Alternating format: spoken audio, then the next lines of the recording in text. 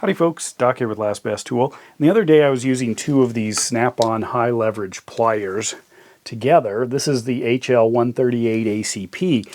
And if you're trying to grab something, to manipulate it, and you've got one high leverage and one regular, the high leverage is obviously going to overpower the other one. So having two high leverage really makes a difference when you're trying to manipulate, bend, twist, straighten, whatever something. And I started thinking about how many jobs and tasks and things where two of the identical tool come into play. I'm often using two needle nose together at the same time, working with something fine, holding it, manipulating it with the other one. Two pry bars. That's a classic. Generally you use one to lift and then basically hold something in a position, insert the next one, lift a little bit more or lift a little further down the line, and then remove the first one. And you're basically, just kind of leapfrog them. And having two identical ones really makes that easy because they behave the same way. Whether they're large ones or got some small ones here, they do the same thing. So I'm often grabbing two of these, for a job, two identical ones. How about the Knipex Cobras?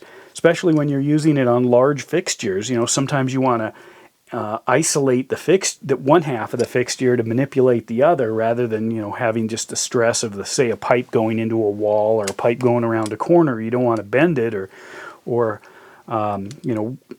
risk damaging an old pipe or breaking it free from however it's held onto a wall or something. So you use two of these, and having that large mouth really makes a difference. Or if you want to use them against each other, that makes a difference because you've got two similar behaving, similar sized tools, and the directional teeth, they're going to hold pretty much equally with your hands, providing about the same amount of force on the handles. Wrenches were often grabbed the same size. Sometimes you're working with a set nut or two fasteners next to each other, maybe a nut and a washer and a bolt top or something, and that's where you want two of the same. That's where thin wrenches can come in too. So I often have a need for two identical sized wrenches. Hammers, pretty common, especially ball peen. Sometimes I'll use one as an anvil, to pound, or sometimes I'll be pounding together or tapping together, smoothing metal, bending metal, working things around corners. And so two ball peen hammers, it's not unusual to use them at the same time. And of course adjustable wrenches, pretty common.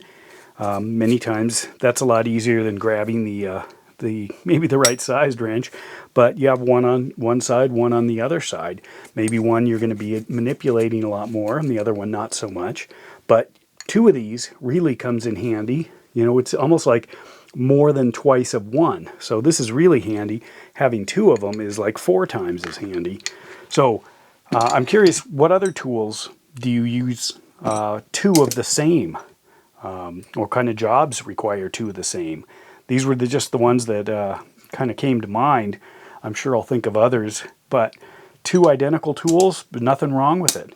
You're not using one or the other, but there's a lot of jobs where you want two of the same. So let me know what jobs or what tools are two more important than one. And with that, Doc out.